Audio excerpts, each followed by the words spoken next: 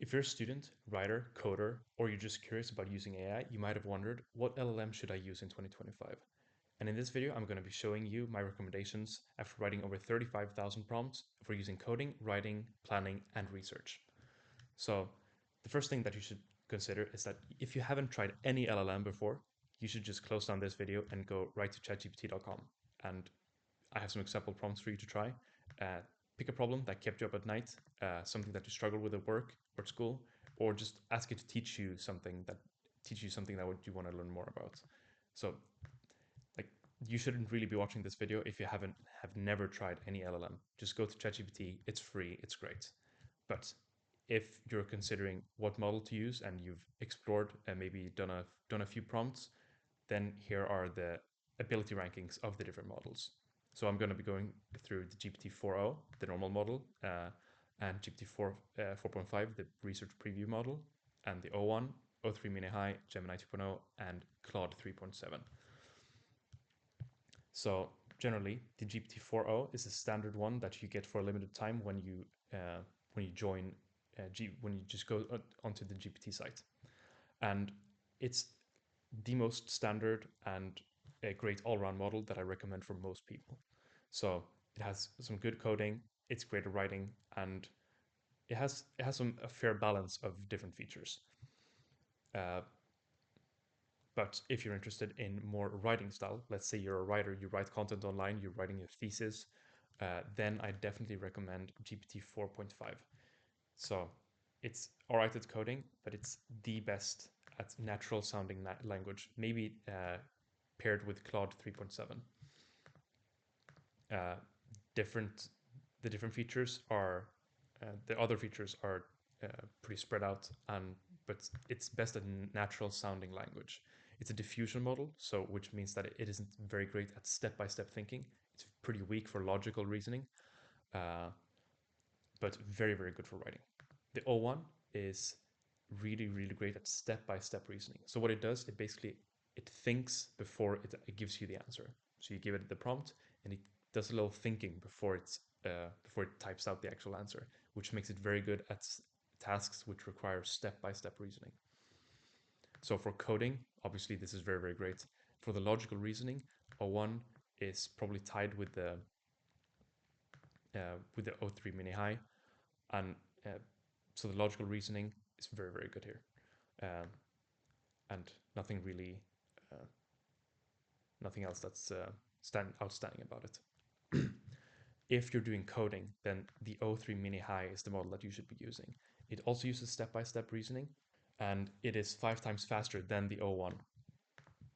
It is weaker in logical reasoning, but for coding tasks, it's incredibly strong, and I highly recommend it.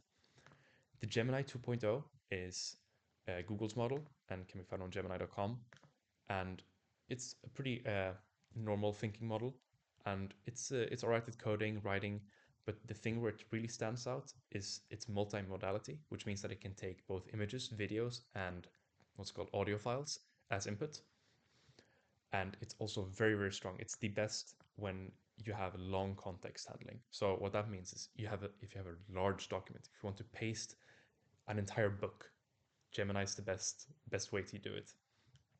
It's also very good for research because Gemini has access to Google's search engine. It's pretty safe and fast for that. And it's also the best model, in my opinion, for image generation. There are only two models in this list that can generate images. There's a GPT-4o and there's a Gemini 2.0. I find the GPT-4o images to be very AI looking, and Gemini 2.0 can generate some seriously realistic images. So if you're into image generation and just want to get started, go for Gemini 2.0. And Claude 3.7 is the model by a company called Anthropic, and what they specialize in is safe AI use.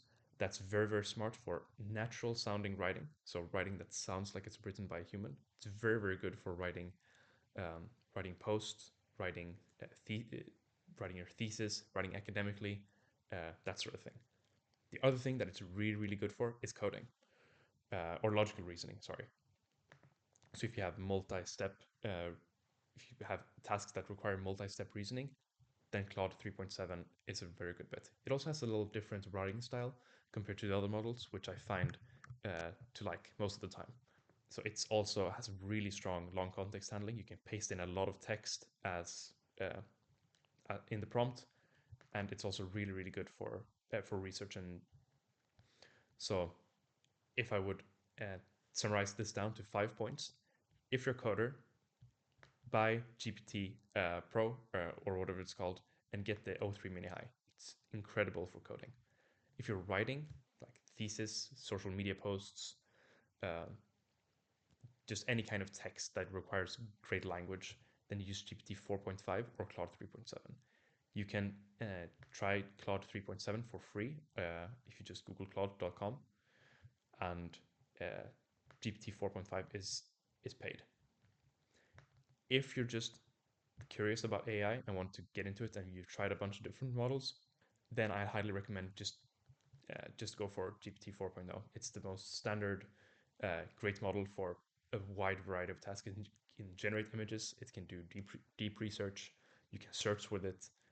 It can code. It can do a wide array of different tasks. So for the average user, GPT 4.0 is the best. This is the model that I use most often.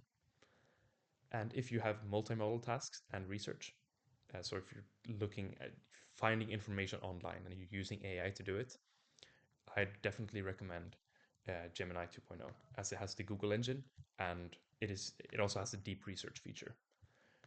And I'd add image generation in here. Gemini 2.0 is definitely the best at making images.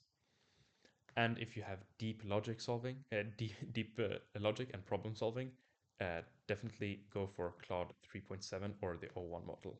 So these are like the most deeply thinking models there are. So, but for coding, O3 Mini High. For other logic-oriented problems, like math, then go for Claude 3.7. So now to the last question is, should you pay for access to LLMs? So I believe that you should pay for access if if one, you're curious, and two, you've entered and tried more than 1,000 prompts, just if you estimate it. If you haven't done 1,000 prompts yet, just go to gpt.com and use the free models. There are lots of free models that you can use that are great, and I'd only recommend paying for them if you have some experience and you know what the difference is. So just go to gpt.com, try the basic model if you're curious. If you want to buy it for researchers, buy Gemini. General use, buy GPT. That's one I'm paying for currently. And if you do a lot of content writing or coding, get the Claude 3.7. And that's the walkthrough on the different models that you can, and those are the different models that you should consider buying and using in 2025. See you in the next video.